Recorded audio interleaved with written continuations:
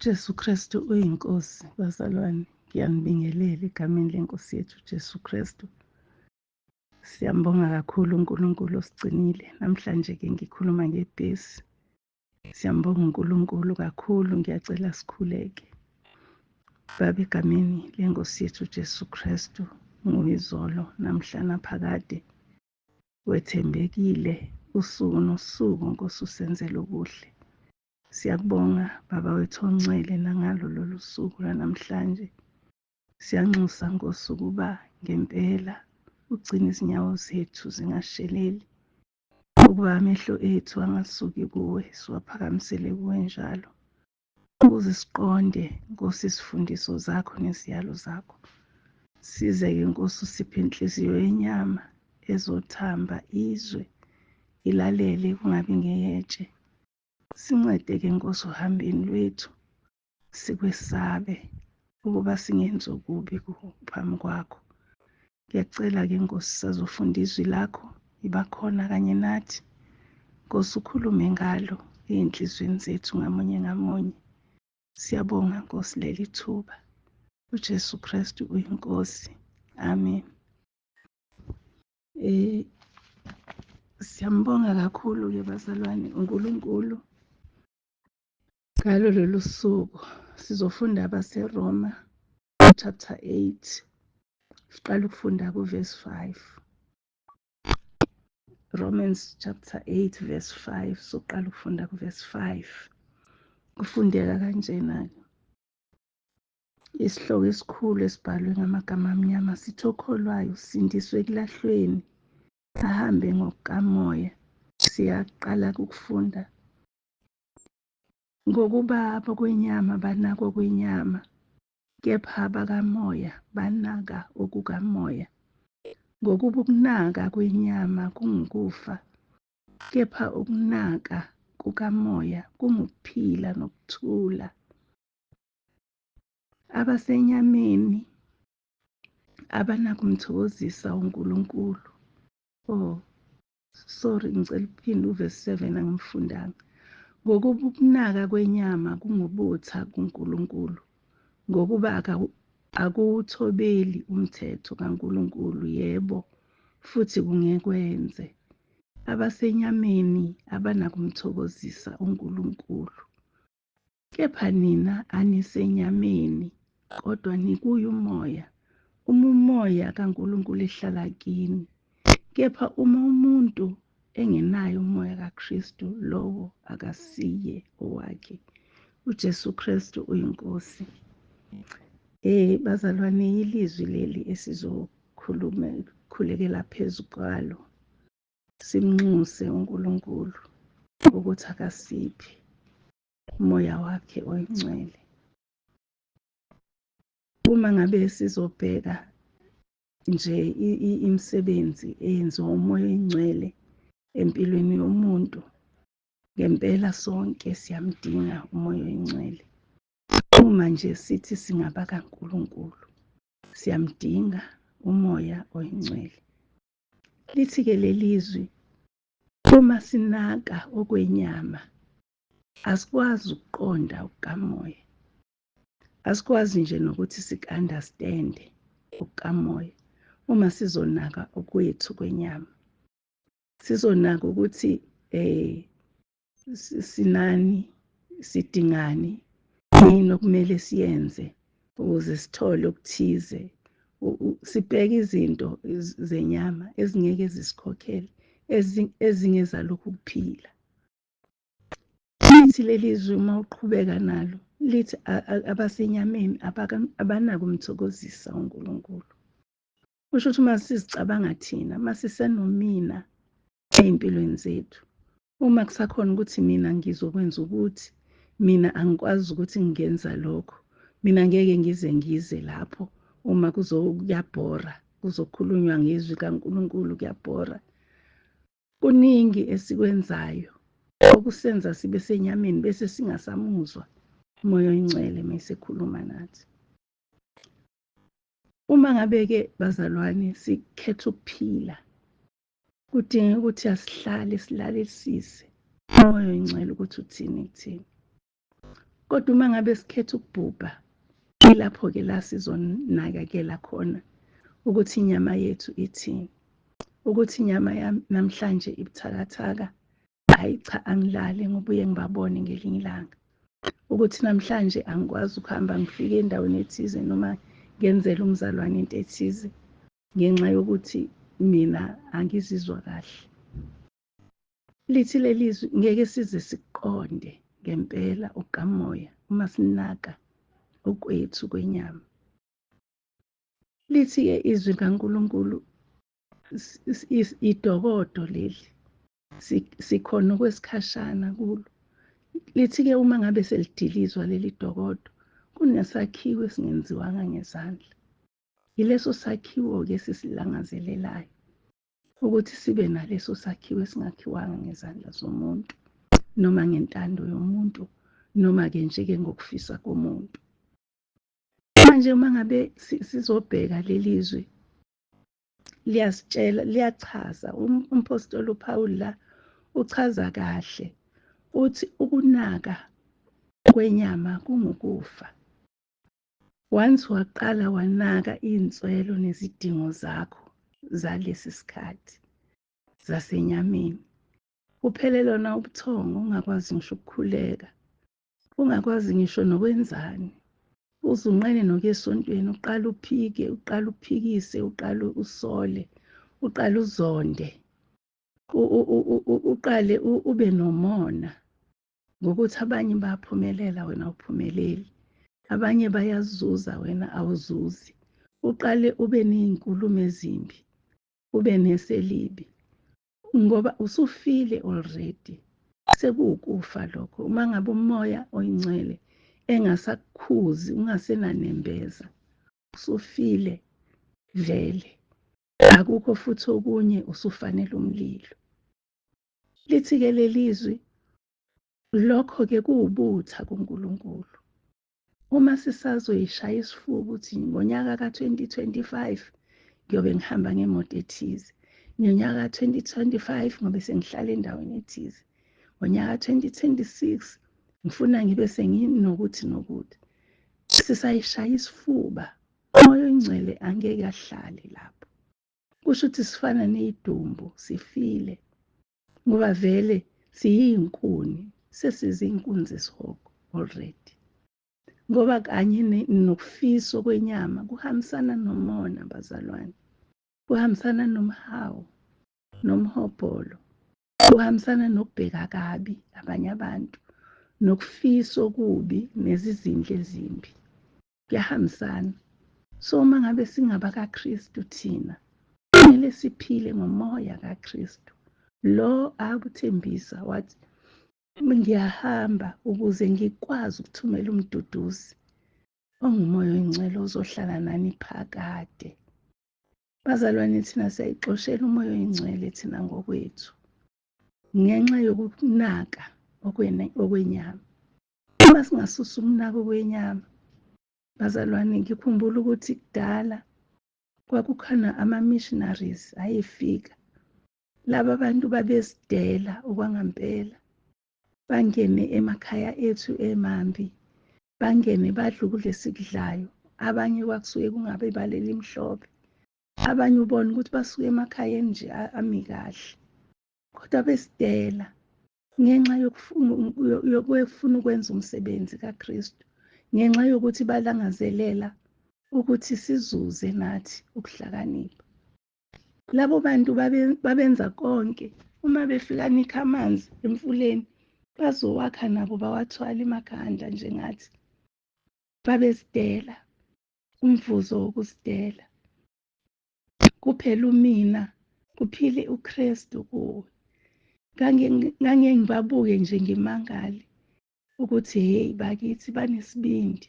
Abanye besuka emazweni akude, baye emazweni akude, bezwe nje ukuthi e-Afrika mhlawumbe ivangeli alihambi kahle. Badele konke bese. Thina sihluleka nje ukudela ukudla okukodwa. Uma ngekuthiwe nje awuzukidla lunch noma awuzukudla breakfast, awukhuleke nje ungadli namhlanje. kuba nzima kakhulu bazalwane, kuba kanzima ngoba thina sinomina ngaphakathi, thina sisabuswa inyama yethu, sisabuswa yilesi sikhathi esiphila kusona. Manje ngiyabheka nje ukuthi uPawulu uyasixwayisa ngempela lena, uthi ngokuba ukunaka kwenyama kungubutha kuNkulunkulu, ngokuba akuwuthobeli umthetho kaNkulunkulu, yebo futhi kungewenze. Uyazi ukuthi uma ngabe kungathobi, singakwazi ukuthobela uNkulunkulu, vele sifile bazalwane, sifanele umlilo. Kodwa uma sizothoba, senze intando kaNkulunkulu, silalele umthetho kaNkulunkulu, simvumele umoya oyingcwele asihole, asifundise, asiqaphelise, asixwayise. Wenza konke lokho umoya oyingcwele. Umoya oyingcwele uyasikhoshina, asixwayise, asiqondise, asifundise. Uma ngabe-ke sikuvumela lokho, sizoqonda-ke lokho umoya oyingcwele akushoyo kuthina. Kodwa uma ngabe singakuvumeli umoya oyingcwele, uma sizovimba ngokuthi mina angeke, sengingahamba nje impela ngihambe ngikhutshwa zingubo, mina angeke. Uma ngabe kusenomina, umoya kaNkulunkulu ngeke ube khona. Lithi-ke leli vesi elilandelayo, abasenyameni abanako umthokozisa uNkulunkulu. Kepha nina anisenyameni, kodwa nikuye umoya, uma umoya kaNkulunkulu ehlala kini. Kepha uma umuntu engenayo umoya kaKristu, lo akasiyo kaKristu. Bazalwane, kukhona izinto oke kuthiwe ziyi-must. Kukhona izinto ezifika ngoba zisifanele. Kukhona ezifika kuthina ngomusa. Umoya kaNkulunkulu uza ngey'ndlela zonke, uza ngomusa. Ungathola ukuthi awuqinanga nasekukholweni njengabo. Kodwa umoya kaNkulunkulu ngenxa yokuthi ngiyathanda ukulalela ahlale. Kwesinye isikhathi kuze ngoba ngidalelwe, ngahlukaniselwe, umhlaba ungakasekelwe. Kodwa ngingamlaleli ukuthi uthini. Yilabo-ke okuthiwa-ke uma sesikhuleka si-intercede, sithi nalabo ababizwa bakhetha umhlaba ongakasekelwe. Uma ngabe-ke bazalwane sizoba njengalokho xolo, uma sizoma sibe ngabantwana bakaNkulunkulu, sibe ngabakaKristu, siyadinga ukumfunisisa uNkulunkulu, simncengisise aze asiphe umoya oyingcwele. UJesu akashongo ukuthi ngabanjani azobanikeza umoya oyingcwele. Wathi kodwa ngiyahamba uze ngithumele umduduzi omoya oyingcwele. Usho ukuthi lowo nalowo ngokaKristu unaye umoya oyingcwele. Khona-ke wangibuza ukuthi ngazi kanjani ukuthi nginayo umoya oyingcwele. Ngathi mina ngazi ngokuthi uma ngabe kukhona okubi engingahle ngingaboni kahle ukuthi kubi, umoya oyingcwele uyangixwayisa, ngikhombisa ukuthi cha, lokhu akusiko kwakho. Kufana nani? Kufana siye saphuma ey'tokofeleni, bazalwane, saphuma sazizwa sikhululekile, siyeke iy'tokofela. Base beqhamuka nalento ye-trading, abafundile baqhamuka ne-trading. Kodwa uma usubheka ukuthi how do I generate this amount, angiboni ukuthi ngiyikhulisa kanjani le amount. Abesethi-ke umoya oyingcwele musukungena ngoba wazi ukuthi kwenzekani ngale. Bese-ke mina ngiyaphoqa ngingene ngithi ngoba ngithatha imali yamuntu futhi angihlangani namuntu, ngihlangana ney'nombolo kuphela. Umoya oyingcwele usexwayisile.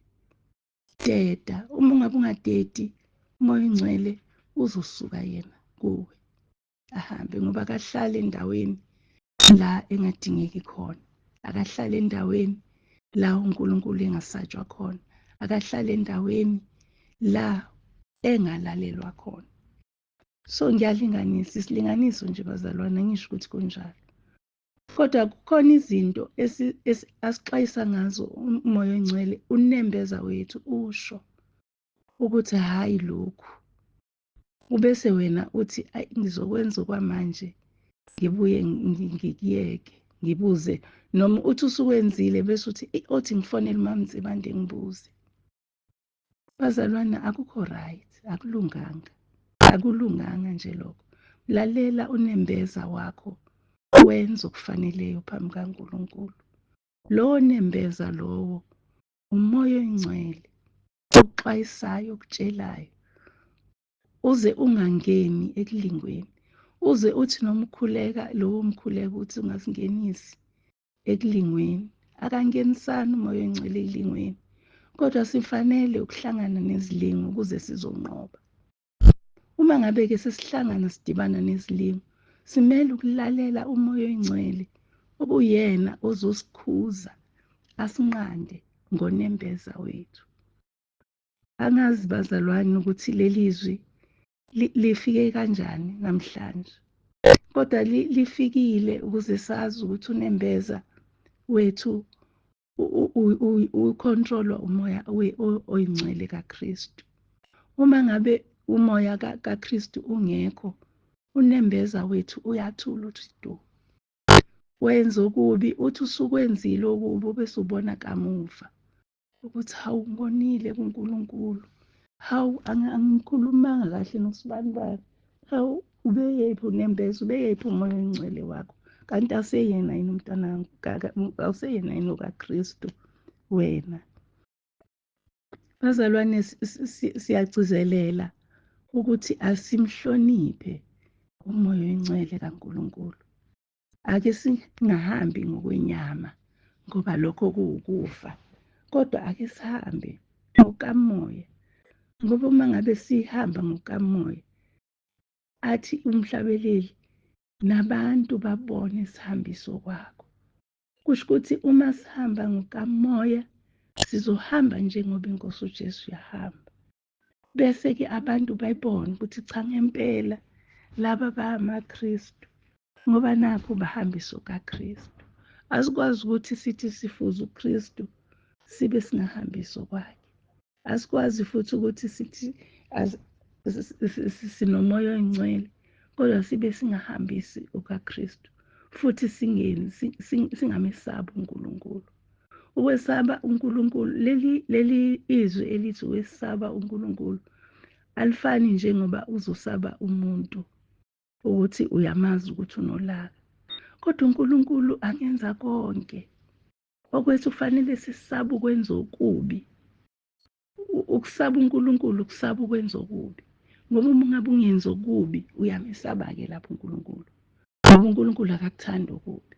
Kanjalo ngisho nobaba emakhaya nomama uma benolaka awoni kubo, uzama ngaso sonke isikhathi ukuthi ube on the right ngoba usaba ukuthi bazokujezisa. Kangakanani uNkulunkulu onamandla okukubulala kuphose esihogweni, kangakanani uNkulunkulu sibhalelwe incwadi enkulu kangaka esinikeza ama-directions empilo, sibhalelwe engaka yona incwadi. Uyazi ukuthi ufunda usuku nosuku, ungafunda ngisho kahlanu ka-5 ngosuku, kodwa uzobe njalo ulokhu usitholile i-direction, uthola i-direction. Kwesinye isikhathi awudingi nokuze uzulandelisa ama-chapter, uvele ukhuleke ukuthi Nkosi nginalesi simo ngicela i-direction, uvule uNkulunkulu umoya oyingcwele akuyise kuleyo part okumele ukuthi uyifunde, bese uba nokuthula. Lithi leli zwi ngokuba kepha ukunaka kukamoya kungukuphila nokuthula. Bazalwane, singakwenza konke ngokuzama kwethu. Uma sisenyameni siyazama, kodwa nakanjani ntambama uba nesikhathi la ukukhathazeka khona ukuthi hawu imali engaka kodwa uthi izokwanela, kuzodliwani, kuzoba njani. Kanti uma ngabe ukumoya oyingcwele ukuholela emadlelweni aluhlaza and uba nokuthula, ube nokuthula nje, ungasabi nokuthi kuzodliwani, kuzogqokwani, ngoba uyazi ukuthi ngesikhathi esifaneleyo uNkulunkulu uzokunika. Siyambonga kakhulu uNkulunkulu bazalwane ngezwi lakhe. Siyambonga nje kakhulu uNkulunkulu ngoba ezinye izinto siyakwazi ukuzibona sizifakazele nathi, njengalo nje leli vesi elithi abasenyameni, uvesi 8, abasenyameni abanako umthokozisa uNkulunkulu. Umuntu osenyameni akabi naso nje nesikhathi sikaNkulunkulu, akabi naso ngoba usuke ezibona ephelele azakhohlwe nokuthi udaliwe, kuze kuqhamuke nalaba abathi bona abadalwanga babevele bekhona, ama-atheist. Ugcina usubheka ukuthi Nkosi yami lo muntu uzelwe izolo lokhu, kodwa useyibona ukuthi yena wayevele khona nje. Yebo, ngokukamoya sasikhona umhlaba ungakasekelwa, sadalwa kudala sasikhona, kodwa ngokwenyama sizelwe izolo lokhu, sizelwe noJesu, inkosi uJesu siyahamba yathumela umoya oyingcwele. So bazalwane, uthi-ke umpostoli uPawulu lapha, thina sisekho enyameni kodwa sikuye umoya. Umoya kaNkulunkulu ihlala kithi. Siyamvumela yini bazalwane umoya kaNkulunkulu akahlale kithi? Noma uthi esahlezi siqhamuke sesihleba aphume ayoma laphayana asishiye. Ethe sahlezi kithi umoya oyingcwele sizindlela umuntu kabi, sifise ngazuthi sengathi angalahlekelwa yonke lento anayo, sifise ngathi iy'ngane zakhe sengathi zingeqhubeke ekufundeni, iy'ngane zakhe sengathi zingewuthola umsebenzi, sifise lokhuya nalokhuya, asuke umoya oyingcwele kuthina. Bazalwane, ingozi yodwa ithi siyafa nokufa uma kusuka umoya oyingcwele kuthina.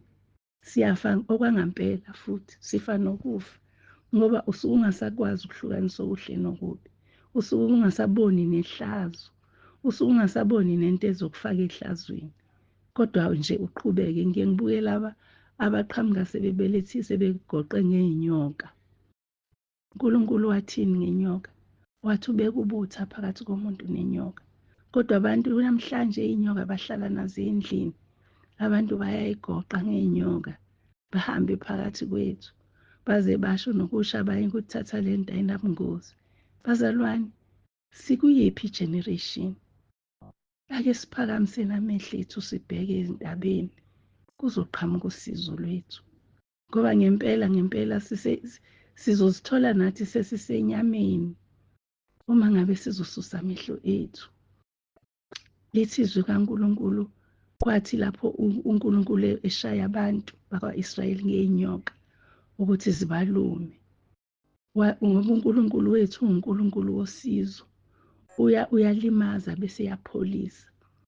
Uthi mayesebona ukuthi abantu bayakhala bayaphela, uthi kuMose akakhe inyoka yethusi ayibeke phezulu ensikeni, ozoyibheka uzophila. Kwenzeka kanjalo njengoba uNkulunkulu eshilo. Kuyadlula lapho uNkulunkulu uyabona ukuthi sidengukile, asikho nje, sisemahlathini, asiboni, asinamehlo, asinamoya oyingcwele. Uthumela indodana yakhe okukuphela kwayo. Uyabayeka ukuthi bayoyiphanyeka esiphambanweni, uthi ozophakamisa amehlo akhe abheke esiphambanweni uzophila. Ibutho likuthiwa lathi malimgwaza ohlangothini laphakamisa amehlo, igazi lathela esweni, iso labona. Akugcinanga lapho bazalwane, kwathi makuginqika imithwalo yethu sabona, ngenxa yokuphakamisa amehlo ethu sibheke inyoka yethu sephanyekiwe. Bazalwane, namhlanje lithi lelizwi asingabi senyameni, asingabuswa yileli dokodo esiphila phakathi kwalo, kodwa asibuswe umoya kaNkulunkulu, umoya kaKristu, umoya uNkulunkulu avusa ngawo uKristu kwabafileyo, ukuze nathi sibe nakho ukuvuka kwabafileyo. Angazi noma bazalwane kungenzeka yini ukuthi phakathi kwethu bakhona abasakholelwa ekuzenzeleni izinto. Bazalwane, asikwazi ukwenza lutho ngokwethu, asikwazi ngisho nokucwayiza ngokwethu, asikwazi ngisho nokuphakamisa umunwe ngokwethu, kodwa-ke ngokuhlala kuKristu sibheke yena, senze intando yakhe. Asithumelele umoya wakho oyingcwele ongumduduzi, siyaphila sibe nokuthula. uJesu Kristu inkosi, sikhuleke. Siyabonga baba wethu ongcwele, izwi lakho nasemini hlala nathi-ke Nkosi, sinikela kuphila kwethu ukuba wenze umsebenzi. uJesu Kristu uyinkosi, amen. Ngiyabonga-ke bazalwane, uJesu Kristu uyinkosi, niphile, usambe kahle eMpumalanga. Siyambonga kakhulu uNkulunkulu, uthando bazalwane silitholile laphaya eMpumalanga, luyamangalisa. Nkosi yami, kukude nokuba kude, kodwa-ke sihlangene nabo ngey'nhliziyo. Umoya oyingcwele kaNkulunkulu uyasixhumanisa njalo njalo. Siyabonga kakhulu nasemabhrentshini ayesiphelezele. Siyambonga uNkulunkulu. Kumnandi ukubona nabazalwane basekhaya lezwi. Hhayi kumnandi. Manje into efika ihlekise kakhulu, umuntu uqhamuke sezi-introducer ezifu mina ngiyabazi, kanti mina umuntu owazi amagama ilo muntu abakhuluma naye njalo. Mina nje ngazi nje ukuthi ayi abantwana bami bonke. So angisho ukuthi ningazi-introduce bazalwane, ngiyajabula kakhulu. Kodwa nje nazi ukuthi siyanithanda ngothando lukaKristu. uJesu Kristu uyinkosi. Ngiphethe umkhuhlane-ke, angibuyanga nawe eMpumalanga. Ngiqale nje ngoLwesibili. Hhayi, ngiyawuzwa ukuthi uyakhuphukela wona, kodwa ngiyamthemba uNkulunkulu, akahlulwa yilutho.